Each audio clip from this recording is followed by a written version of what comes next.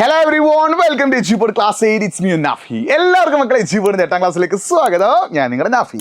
അപ്പോൾ നമ്മുടെ social science നിങ്ങളുടെ ആനുവൽ എക്സാമിനുള്ള ഏറ്റവും ഇമ്പോർട്ടൻ്റ് ആയ ഒരു ചാപ്റ്ററാണ് 10ാമത്തെ ചാപ്റ്റർ ആയിട്ടുള്ള Europe on the world map അഥവാ ലോക ഭൂപടത്തിൽ യൂറോപ്പ്. അതായത് നിങ്ങൾ ക്രിസ്മസ് എക്സാമുള്ള ചാപ്റ്റർ ആയിരുന്നു ഈ ഒരു ചാപ്റ്റർ. പക്ഷേ ക്രിസ്മസ് എക്സാമിന് ആകെ ഒരു 2 മാർക്കിന് ചോദ്യമല്ലേ ചോദിച്ചിട്ടുള്ളൂ. അപ്പോൾ അതുകൊണ്ട് തന്നെ നിങ്ങളുടെ ആനുവൽ എക്സാമിന് 3-4 മാർക്കിനുള്ള ചോദ്യങ്ങൾ ചോദിക്കാൻ ചാൻസ് ഉള്ള വളരെ ഇമ്പോർട്ടൻ്റ് ആയിട്ടുള്ള ചാപ്റ്ററാണ് 10ാമത്തെ ചാപ്റ്റർ ആയിട്ടുള്ള Europe on the world map അഥവാ ലോക ഭൂപടത്തിൽ യൂറോപ്പ്.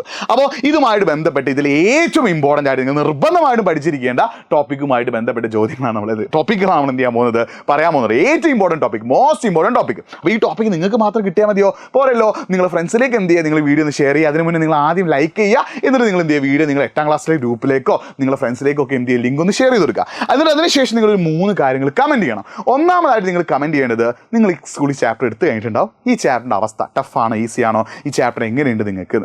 രണ്ടാമതായിട്ട് നിങ്ങൾക്ക് സ്കൂളിൽ ഇപ്പോൾ സോഷ്യൽ സയൻസിലെ എത്രാമത്തെ ചാപ്റ്ററാണ് എടുത്തുകൊണ്ടിരിക്കുന്നത്. മൂന്നാമതായിട്ട് ഈ മൊത്തത്തിൽ സോഷ്യൽ സയൻസ് ടഫാണോ ഈസിയാണോ, ഈ 3 കാര്യങ്ങൾ നിങ്ങൾ എന്ത് ചെയ്യണം, ഒന്ന് കമൻറ്റ് ബോക്സ് ടൈപ്പ് ചെയ്യുക. അതിൻ്റെ കൂടെ തന്നെ നിങ്ങൾ ഈ വീഡിയോ ഒന്ന് ലൈക്ക് ചെയ്യണേ, ഫ്രണ്ട്സിലേക്ക് ഒന്ന് ഷെയർ ചെയ്ത് കൊടുക്കുക കേട്ടോ. അപ്പോൾ ഈ ചാപ്റ്റർ നിങ്ങൾ ഫസ്റ്റ് പഠിക്കുന്നത് ജിയോഗ്രഫിക്കൽ ഫീച്ചേഴ്സ് അഥവാ ഭൂമിശാസ്ത്ര സവിശേഷതകളാണല്ലേ. സെൻട്രൽ അപ്ലാൻസിലെ മധ്യ ഉന്നത തടം, അതേപോലെ നോർത്ത് വെസ്റ്റേൺ ഹൈലാൻഡ്സ് ഉണ്ട്.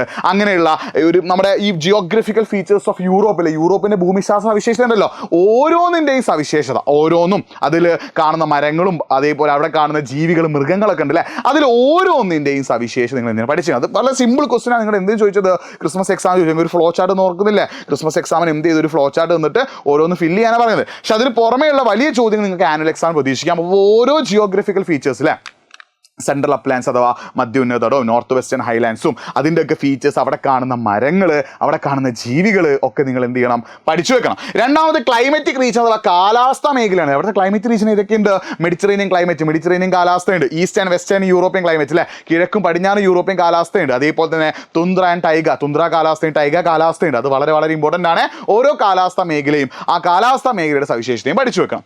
പിന്നെ 3 തരത്തിലുള്ള ഫാമിംഗ് മെത്തേഡ്സിലെ കൃഷി രീതികളുണ്ട്. ഇൻറ്റൻസീവ് ഉണ്ട്, അതേപോലെ എക്സ്റ്റൻസീവ് ഉണ്ട്, മിക്സഡ് ഉണ്ട് അല്ലേ, തീവ്ര ഉപജീവന കൃഷിയുണ്ട്, മിശ്ര കൃഷിയുണ്ട്. അപ്പോൾ 3 തരത്തിലെ കൃഷി രീതികളുണ്ടല്ലോ, ഇൻറ്റൻസീവ്, എക്സ്റ്റൻസീവ് ആൻഡ് മിക്സഡ് അല്ലേ. തീവ്ര ഉപജീവന കൃഷിയും മിശ്ര കൃഷി അടക്കമുള്ള 3 കൃഷി രീതികളും അത് ഏതൊക്കെ റീജിയൻ, ഏതൊക്കെ മേഖലയിലാണ് എന്നും ഏതൊക്കെ ടൈപ്പ് ക്രോപ്സ്, ഏതൊക്കെ വിളകളാണെന്നുള്ളൊരു ഫ്ലോ ചാർട്ട് ടെക്സ്റ്റ് ബുക്കിൽ ഉണ്ടല്ലോ, അത് നിങ്ങൾ നിർബന്ധമായിട്ട് പഠിച്ചിരിക്കണം.